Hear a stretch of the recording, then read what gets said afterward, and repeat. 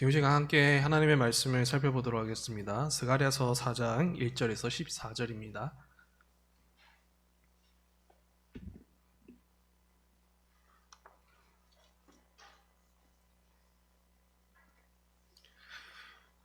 제가 먼저 한 절 읽고 성도님들께서 한 절 읽고 이렇게 교독하시면서 마지막 절을 같이 읽도록 하겠습니다. 내게 말하던 천사가 다시 와서 나를 깨우니 마치 자는 사람이 잠에서 깨어난 것 같더라.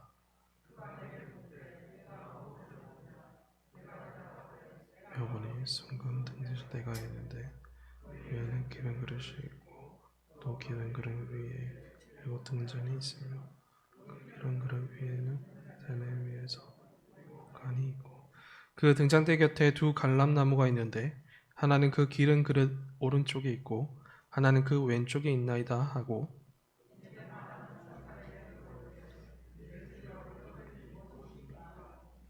내게 말한 천사가 대답하여 이르되 네가 이것들이 무엇인지 알지 못하느냐 하므로 내가 대답하되 내 주여 내가 알지 못하나이다 하니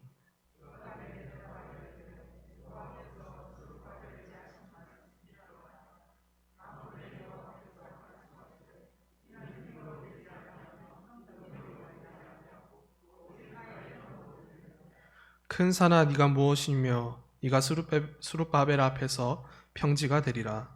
그가 머릿돌을 내놓을 때 우리가 외치기를 은총 은총이 그에게 있을지어다 하리라 하셨고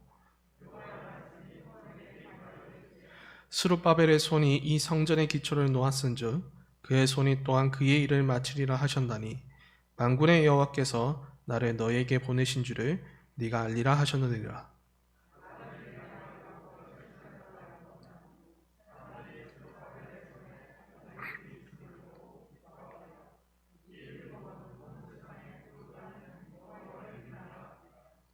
내가 그에게 물어 이르되 등잔대 좌우의 두 감람나무는 무슨 뜻이니까 하고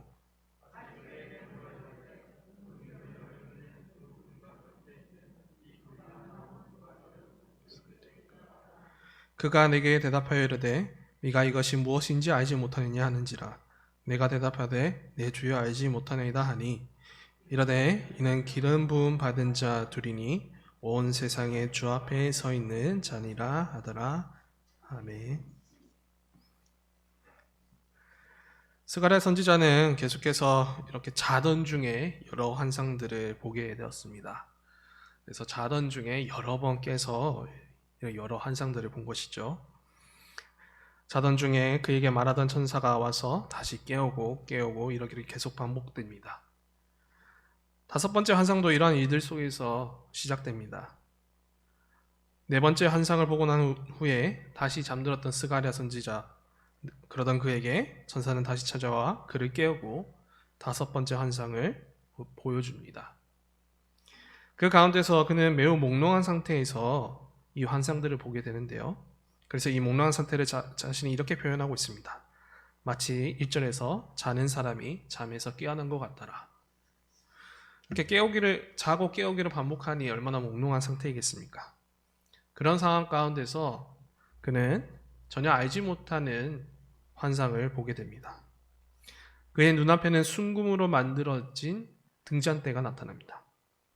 이 등잔대는 총 7개의 등잔으로 그리고 7개의 촛불을 밝히고 있으며 등잔대 좌우에는 이 감람나무라 표현되어 있는데요. 저는 이것을 올리브나무라고 표현하도록 하겠습니다. 올리브나무가 위치해 이 등잔을 위한 관을 연결하고 있습니다. 이러한 환상에 대한 설명들이 바로 4장 1절에서 5절까지 나타나고 있는데요. 이것의 정체에 대해서는 스가랴 선지자가 전혀 알지 못하고 있습니다. 저도 이 구절을 읽어보면서 도대체 이 그림 무엇인지 이 환상이 무엇인지 제가 직접 그려가 보면 했는데요. 저와 같은 이런 호기심을 가진 많은 신앙의 선배들이 직접 그림을 많이 그렸던 것 같습니다. 그래서 이것에 대한 그림을 한번 보면서 이 환상에 대해서 좀 이어나가 봤으면 좋겠는데요. 이렇게 이 가운데는 7개의 등잔이 있고 7개의 촛불을 밝히는 등잔대가 등장하고요. 그리고 그 좌우에는 올리브 나무가 이렇게 서 있고 그 올리브 나무 가지로 연결되어 있는 관이 있고요. 그리고 그 등잔대 그 그 위에 등잔을 위한 관을 연결해서 이러한 모습들을 이 환상 가운데 나타나고 있습니다. 그래서 스가랴 선지자는 이 환상을 보자마자 자신에게 말하던 천사에게 계속 질문하는 것이죠. 이것들이 무엇입니까? 그리고 천사는 이것들이 정말 무엇인지 모르냐 이렇게 다시 반문하면서 마치 스가랴 선지자가 알고 있다는 듯이 말을 하고 있습니다. 그러나 스가랴는 전혀 알지 못한다라고 계속 반복하고 있죠. 아무래도 선사가 이렇게 말한 이유는 스가랴 선지자가 이 등잔대를 분명히 알고 있을 거라고 생각돼서 그렇게 말한 것으로 보여집니다. 스가랴 선지자는 본래 제사장 가문의 출신입니다. 지금 그의 눈앞에 있는 성전은 성막과 성전의 그 까마득한 성소를 밝혔던 등잔대, 이것을 다른 말로 하면 메노라라고 말하는데요. 이 메노라와 같은 모양을 하고 있기 때문입니다. 그래서 이 메노라는 워낙 중요하기 때문에 모든 제사장들과 그 집안의 사람들은 모를 수가 없습니다. 왜냐하면 이 제사장 가문에 있는 사람들은 계속 제사장 일들을 해야 되는데요. 그래서 성소 안에 들어가서 이 등잔대에 이 메노라의 촛불을 꺼지지 않도록 관리하고 또한 정리하는 일들을 했었기 때문입니다. 하지만 그가 했던 이 메노라와는 달리 이 7개의 등잔과 그리고 좌우에 위치한 두 올리브 나무가 서로 관으로 연결되어 있는 이 매우 특이한 모습을 보고 있자니 스가랴 선지자는 혼란스러웠던 것 같습니다. 그래서 이 등잔대가 무엇인지 정확하게 알 수 없다라고 답변을 하고 있는 것이죠. 분명 익숙한 그런 메노라와 닮은 그런 등잔대이지만 이 매우 특이한 이 순금 등잔대의 정체는 그저 신기하고 또한 궁금하게 만들게 합니다. 그래서 천사는 이렇게 모르는 스가랴 선지자에게 이제 다음 절을 통하여서 친절하게 무엇인지 알려주게 됩니다. 우리도 이 천사의 말을 다시 들어보고 또한 무엇인지 알기 위해서는 우리도 함께 그 천사의 말을 집중을 해보게 되는데요.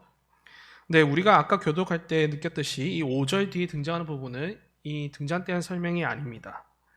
4절이 끝난 후 연결되는 5절이 끝난 후에 연결되는 다음 맥락은 마치 전혀 다른 이야기를 하고 있는 것처럼 느껴지고 있습니다. 그래서 이에 대한 어떤 성경학자들은 이 나중에 6절과 10절이 나중에 삽입되었다고 그렇게 주장을 하기도 하는데요.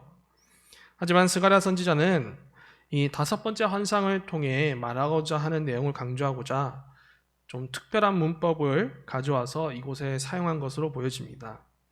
이 기법은 성경의 기자들이 자주 사용하는 방식인데 이 글을 적을 때 우리 같은 경우에는 강조하고 싶은 내용을 그리고 전하고자 하는 내용을 글의 서두나 아니면 글의 마지막에 이렇게 나타내고 있습니다. 그러나 유대인들의 글쓰기 방식에는 그 전하고자 하는 메시지나 그런 핵심들은 글의 앞부분과 뒷부분이 아니라 가운데에 위치하는 그런 기법을 사용하고 있습니다. 그래서 이 환상에 대한 그리고 이 환상이 가지고 있는 천사의 해석은 이렇게 구분할 수가 있는데요. 1절에서 5절 그리고 뛰어넘어가서 이게 한번 구분점을 쳐놓으시면 좋은데요. 10절의 비라고 이렇게 제가 표현하는데 이 10절의 비는 어디서부터 시작되냐면 이 일곱이라고 시작하는 부분이 있습니다. 10절에 4장 10절에 보면 이 일곱은 이렇게 시작되는 문장이 있죠. 거기가 10절 비라고 하도록 하겠습니다. 그래서 10절 비에서 14절까지 그래서 다시 말해서 1절에서 5절 그리고 10절 비에서 14절까지 한 묶음이고요. 그리고 그 사이에 있는 6절에서 10절 A까지가 이 환상을 통해 그 전하고자 하는 그리고 그 현실 속에서 적용되는 아주 구체적인 메시지가 담겨져 있는 것으로 파악됩니다. 그래서 이렇게 두 묶음으로 생각하면서 오늘 우리는 이 5번째 환상이 무엇인지를 한번 살펴보도록 하겠습니다. 그래서 우리는 10절 B부터 이 천사가 무엇을 이 특이한 이 순금 등잔대가 무엇인지에 대한 해석을 내놓게 되는데요. 우리 이것을 한번 살펴볼 텐데요. 10절비에서는 이 일곱이라고 먼저 표현하고 있습니다. 이 일곱이란 말은 일곱 등잔 위에서 일곱 촛불을 밝힌 등잔대를 말합니다. 이 등잔대를 향해 천사는 무엇이냐고 해석하냐면 온 세상에 두루 다니는 여호와의 눈이라고 이렇게 설명하고 있습니다. 온 세상에 두루 다니는 여호와의 눈, 이것이 이 등잔대에 대한 이 천사의 설명입니다. 여호와의 눈, 일단 먼저 이것은 무엇을 의미하는지 한번 살펴보자면 우린 역대하서 16장 9절을 통해 이것을 무엇인지 우린 알아차릴 수 있을 것 같습니다. 역대하 16장 9절을 한번 같이 찾아봐서 읽어보도록 할까요? 여기 앞에 나와 있습니다. 우리 한번 같이 읽어보도록 하겠습니다. 시작. 여호와의 눈은 온 땅을 두루 감찰하사 전심으로 자기에게 향하는 자들을 위하여 능력을 베푸시나니 이 일은 왕이 망령되이 행하였은즉 이후부터는 왕에게 전쟁이 있으리다. 아멘. 자, 왕국의 역사 속에서 나타난 말씀인데요. 여기서 여호와의 눈에 대한 특징들을 아주 정확하게 설명하고 있습니다. 여호와의 눈은 온 땅을 살핀다는 것입니다. 그리고 여호와의 눈은 특별히 자기에게 향하는, 그리고 자기 백성들에게 향하는 아주 능력을 베푸시는 일을 한다라고 이 역대하 16장 9절이 밝히고 있습니다. 여기에 더해서 일곱 촛불을 켜고 일곱 등잔을 가진 이 등잔대에 대한 부분, 특별히 이 일곱이라는 숫자에 대해서 우리가 생각해 보면서 연결해 보자면 이 일곱이라는 숫자는 성경에서 완전수라고 불립니다. 그래서 완전하신 하나님을 비유하는 숫자이기도 한데요.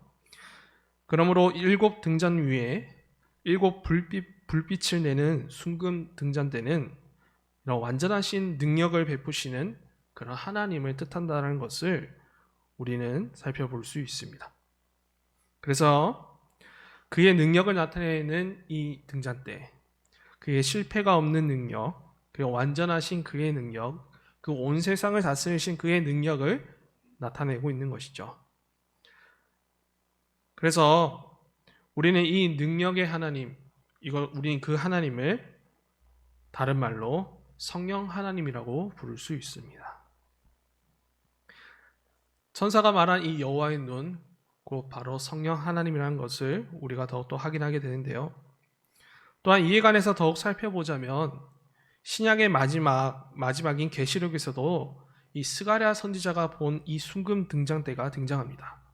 그리고 일곱 등불을 밝힌 이 등잔대가 곧 교회라는 것도 상징한다는 것을 볼 수가 있습니다. 이 계시록 1장 20절인데요. 요한계시록 1장 20절. 네, 같이 읽어보도록 하겠습니다. 내가 본 것은 내 오른손에 일곱 별의 비밀과 또 일곱 금 촛대라. 일곱 별은 일곱 교회의 사자요, 일곱 촛대는 일곱 교회니라. 아멘. 이런 성경에 나타난 다양한 본문들을 살펴보면서 이런 천사 해석들을 또한 종합하여 이 일곱 불을 밝히는 이 등잔대를 다시 더욱 풍요롭게 해석하자면 이스라엘 백성들, 이 순금 등잔대는 이스라엘 백성들 그리고 곧 교회를 상징한다는 것을 우리는 확인하게 됩니다. 그리고 그 등잔대 위에 핀 일곱 개의 등불은 이 교회 가운데 내주하시는 완전하신 능력을 베푸시는 성령 하나님이시라는 것을 또한 확인하게 됩니다. 다시 말해서 이 등잔대와 이 등잔대가 밝힌 이 일곱 개의 등불은 완전하신 성령 하나님께서 내주하시는 이스라엘, 곧 성령이 함께 하시는 교회를 뜻한다는 것을 말하고 있습니다. 본래 이 환상이 등장한 등잔대가 본래 성막 가운데서는 어떻게 사용되었냐면 이스라엘 12지파를 상징하는 그 진설병 맞은편에 바로 위치하고 있습니다. 그리고 그 등불이 이 등잔대는 이 등불을 핌으로써 이 까마득한 성소에서 밝게 비춤으로 하나님께서 이스라엘의 빛이 되신다는 것을 상징하고 있는데요. 이처럼 지금 스가랴 선지자가 본 이 순금 등장 때도 이 교회를 향해 밝게 비추시고 함께 하시는 성령 하나님이시라는 것을 우린 더 확인하게 되는 것입니다. 이제 이어서 스가랴 선지자는 이 순금 등장 때 좌우에 있는 두 올리브 나무의 정체가 무엇인지 이제 질문합니다. 특히나 두 올리브 나무의 가지들이 이 각각의 7 등장과 금 대롱으로 연결되어서 금 기름을 흘려보내고 있는 모습이 무엇인지를 또한 더욱 자세해서 물어보고 있는데요. 이게 12절에서 나타나고 있습니다. 12절을 다시 한번 읽어보고 우린 그 올리브 나무의 정체를 한번 파악해 보도록 하겠습니다. 12절입니다. 다시 그에게 물어 이르되 금 기름을 흘리는 두 금관 옆에 있는 이 감람나무 두 가지는 무슨 뜻이니까? 아멘. 이에 대한 천사의 해석은 이제 곧바로 이제 14절을 통해서 나타나게 되는데요. 이 14절에서는 이렇게 말하고 있습니다. 바로 기름 부음 받은 자 둘이니 온 세상의 주 앞에 서 있는 자니라 하더라. 온 세상의 주 앞에 서 있는 기름 부음 받은 자 둘. 이렇게 천사는 해석하고 있습니다.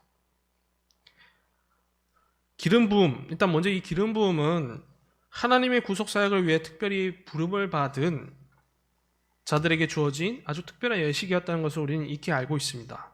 그래서 구약 성경에서는 특별히 왕과 제사장과 선지자는 하나님의 일들을 하도록 부르심을 받았기에 모두 기름 부음을 받아 그리고 그 가운데서 하나님의 영이 임하셔서 함께 그 하나님의 영과 함께 하나님께서 주신 직무들을 감당했습니다.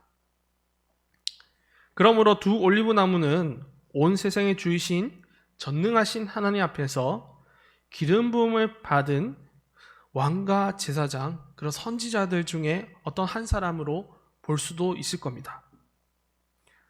아무튼 이렇게 가정한 뒤에 두 올리브 나무는 그 자신의 그 가지를 통해서 또한 특별한 일을 한다는 것을 우리는 알 수 있습니다. 아까 읽었던 12절에서 알 수 있듯이 이 등잔에 있는 불꽃이 꺼지지 않기 위해 이 올리브 나무 가지에서는 금 기름을 흘러보낸다라고 이렇게 묘사하고 있습니다.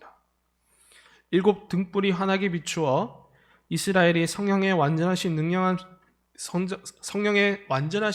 속에 인도함을 받도록 하기 위해 이 두 올리브 나무는 계속해서 자신의 금 기름을 흘러보내는 매우 신성스럽고 거룩한 일들을 하고 있다는 것이죠.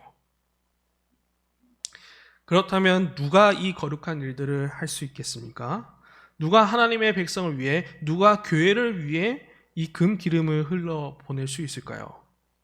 여기서 기름 부음 받은 자 둘이라고 합니다.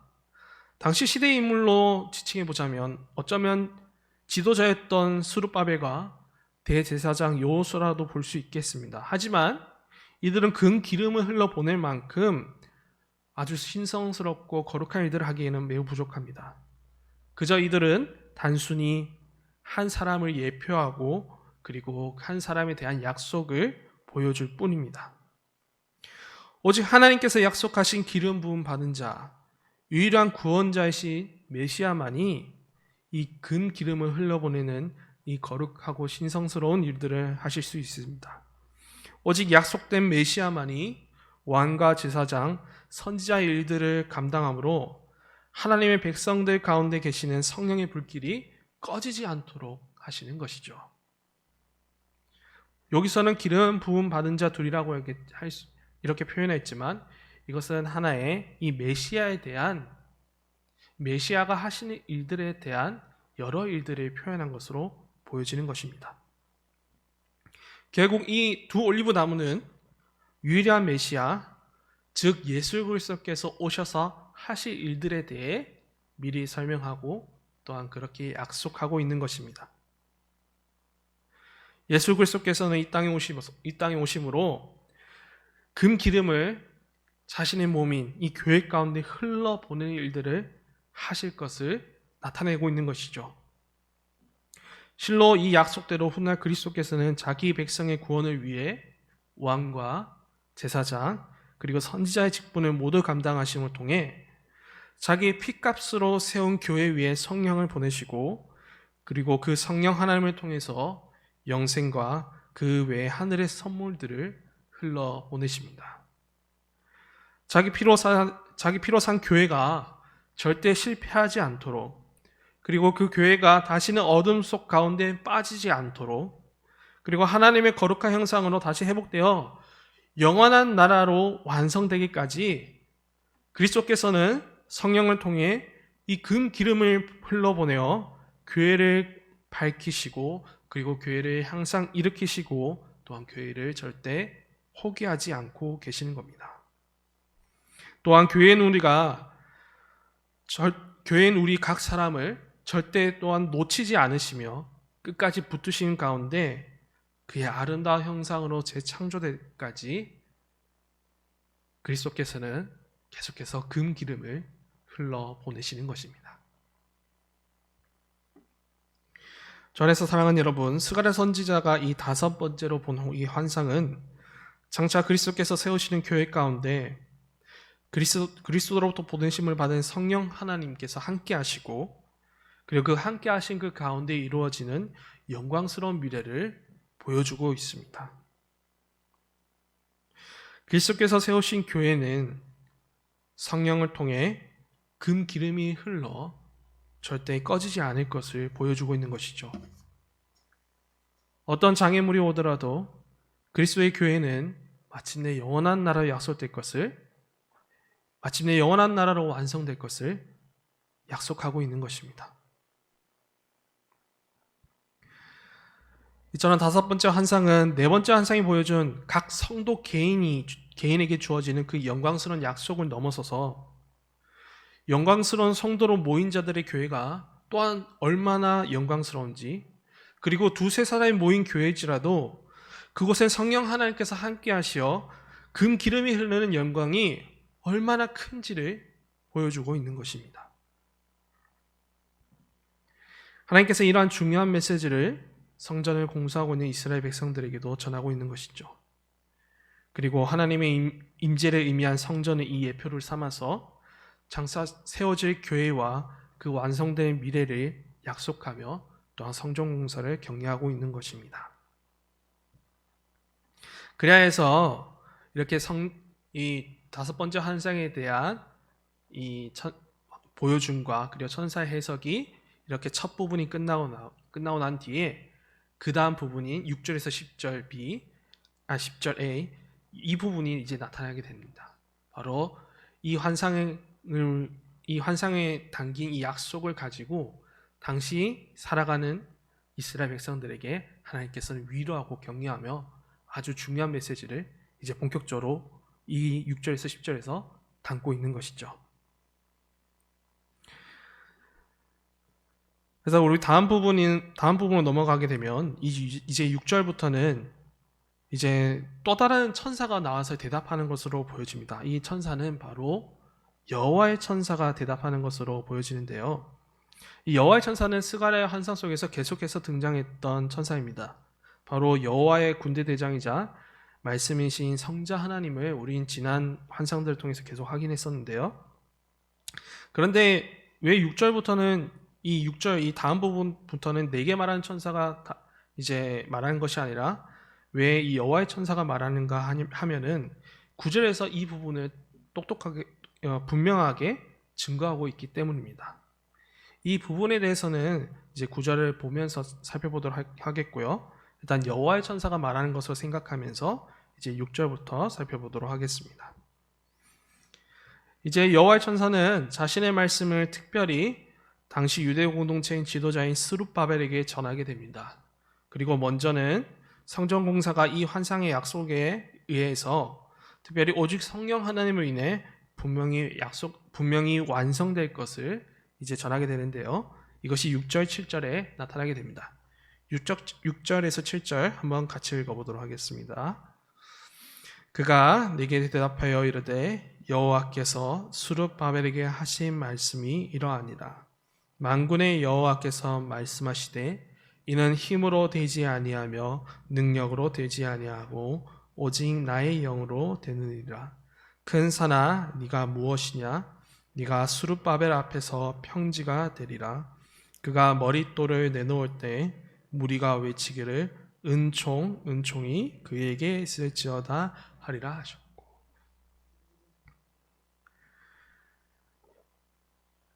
6절에서 보면 만군의 여호와께서 이런 말씀을 하십니다. 힘으로 되지 아니하며 능력으로 되지 아니하고. 이 힘과 능력은 무엇을 뜻하냐면 하나님 없이 할 수 있는 어떤 사람의 재물과 어떤 기술과 그런 방식들, 어떠한 그런 능력들을 의미합니다. 만군의 여호와께서는 지금 짓고 있는 이 성전의 완성을 마치 큰 산을 평지로 만드시는 놀라운 능력으로 행하실 것을 선포하고 계십니다.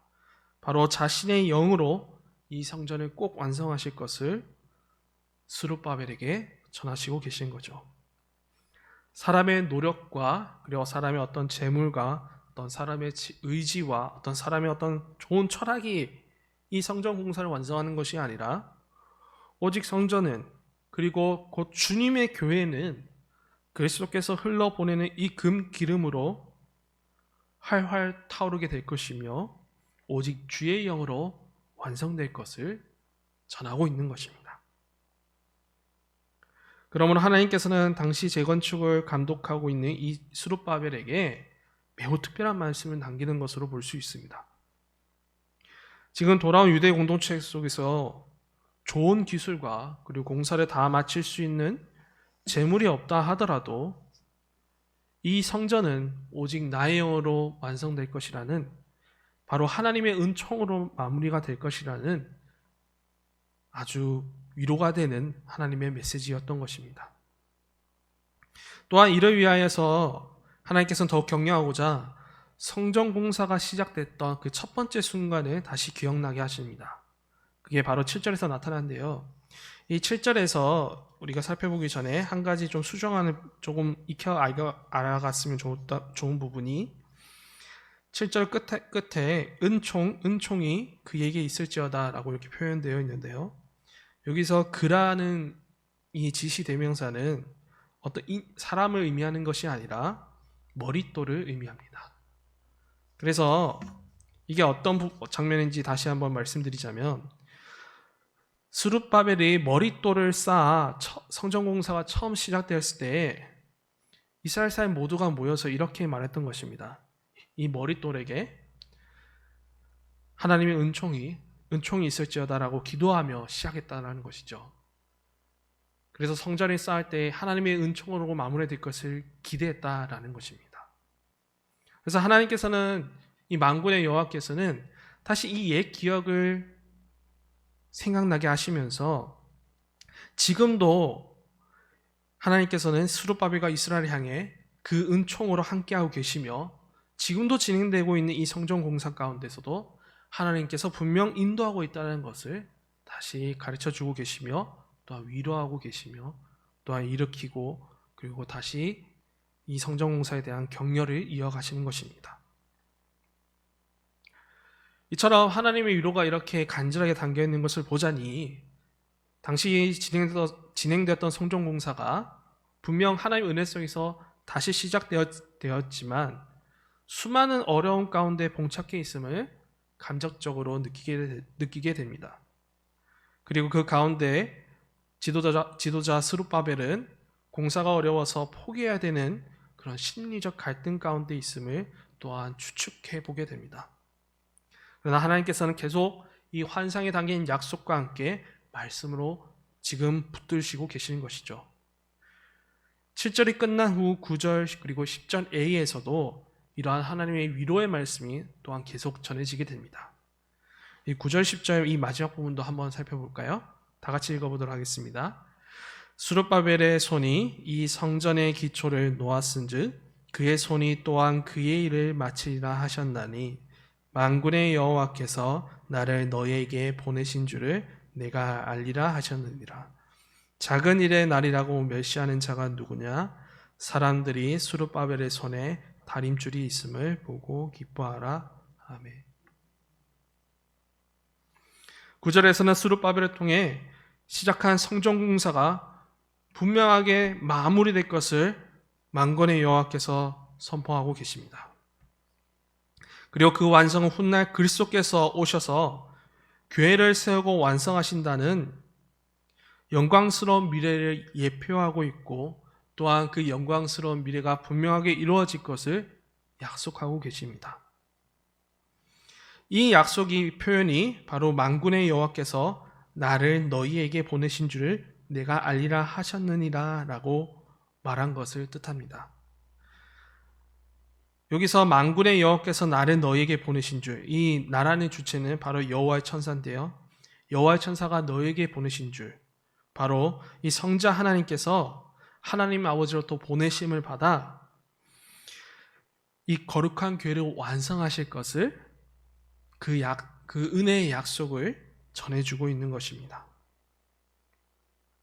그리고 이에 대해서 곧 그의 백성들 모두가 이 그리스도께서 오셨다는 것을 알게 될 것이며, 그리고 그리스도가 세우신 그 교회는 그 영광스러운 가운데 완성될 것을 이 성전의 완성에 빗대어서 표현하고 있는 것이죠.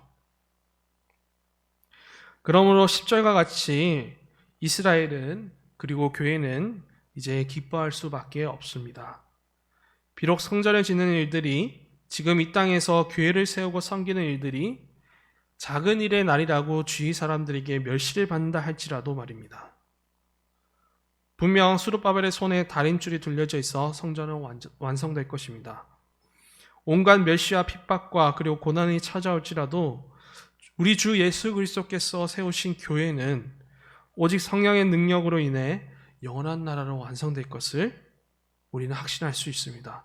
그 누구도 부정할 수 없는 진리이며 하나님의 분명한 약속입니다.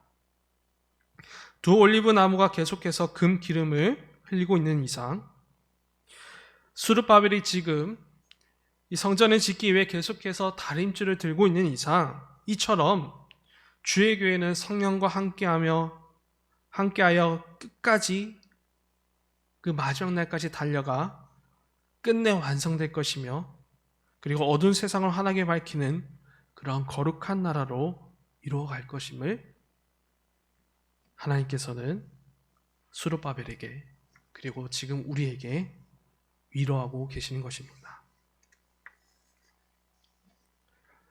주 안에서 사랑하는 여러분, 여기까지가 우리가 살펴본 5번째 환상이었습니다. 이 등잔대의 환상을 살펴보면서 분명 하나님께서는 전하신 메시지가 뚜렷했습니다. 바로 사랑하는 교회들에게 전해지는 위로의 메시지였습니다. 우리는 각각 성령에 내주하는 거룩한 성전이기도 하지만, 동시에 함께 모여 성령이 함께하는 거룩한 교회이기도 합니다. 거룩한 또한 주의 몸이기도 하죠. 그리고 우리는 다시 오실 주님을 함께 기다리면서, 그리고 함께 영원한 나라로 완성될 그날을 바라보고 있습니다. 하지만 이 기다림과 이 바라봄이 결코 쉽지만은 않다는 것을 우린 더욱더 느끼고 있습니다. 특별히 올 한 해를 돌아보면 우리가 주의 이름으로 모인 교회로서 이 땅을 살아갈 때 얼마나 힘들고 또한 지칠 때가 많았는지, 그런 기억들이 순간순간 나타나게 됩니다. 때론 나의 연약함 속에서 불같이 일어난 죄성으로 인해, 그리고 거칠고 악한 세상의 유혹으로 인해, 그리고 거센 풍파와 같이 밀려오는 사탄의 방해로 인해 교회된 우리는 찢기고 때론 넘어지고 쓰러질 때가 많았습니다. 이럴 때일수록 우리는 다시 이 약속의 말씀, 이 위로의 말씀을 붙들고 다시 일어서기를 소망합니다. 두 올리브 나무와 같이 그리스도께서는 우리가 성령과 함께 이 밝은 빛을 내도록 하시기 위해 끊임없이 금 기름을 흘러보내는 그 중보자 일들을 밤낮으로 하고 계십니다. 그리고 성령 하나님께서는 각 사람과 교회 가운데 함께 하셔 이 그리스도가 흘려보낸 금 기름을 통하여 우리를 다시 이렇게 세우시고 또한 완성으로 이끌고 계십니다. 우리 안에서 빛을 비추어 끝까지 포기하지 않으시고 합력하여 선을 이루어 가시는 것이죠. 세상의 어둠은 더욱 어둡게 될지라도 이러한 주의 일하심을 통하여 주의 교회는 절대 어두워지지 않을 것입니다. 또한 그리스도께서 세우신 교회는 분명 성령을 통하여 또한 성령의 일하심을 통하여 그 완성으로 향할 것입니다. 그러므로 이러한 약속의 말씀을 붙잡아 우리 모두 더욱 주님 안에서 기뻐하며 저 영원한 나라를 함께 기다리길 소망합니다. 오직 성령을 통해 금 기름을 흘러보내는 그 주 예수 그리스도만을 우리가 더욱 의지하고 또한 그분으로 인해 기뻐하면서 이 담대의 세상을 더욱 살아가길 소망합니다. 작은 일의 날이라고 멸시하는 자들을 향해 우리가 더욱더 일어서서 더욱더 그리스도만을 의지하면서 그들을 향해 더욱더 우리가 하나님을 사랑한다는 것을 또한 보여주고 또한 그들을 긍휼히 여기며 또한 이웃을 사랑하는 일들을 힘쓰는 또한 우리 모두가 되길 소망합니다. 이를 통해서 마지막 날 주님께서 다시 오실 때 우리 모두가 칭찬받기를 또한 소망합니다.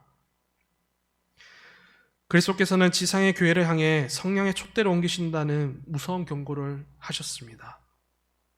그만큼 우리가 이 땅에서 거룩하게 살기를 소망하고 계신다는 것이죠.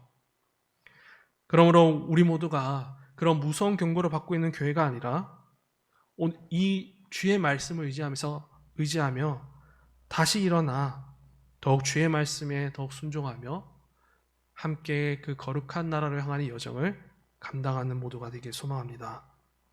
성령에 밝히는 그 진리의 비단에서 빛의 자녀들로 살아가길 더욱 주님의 이름으로 축복하고 기원합니다. 우리 지금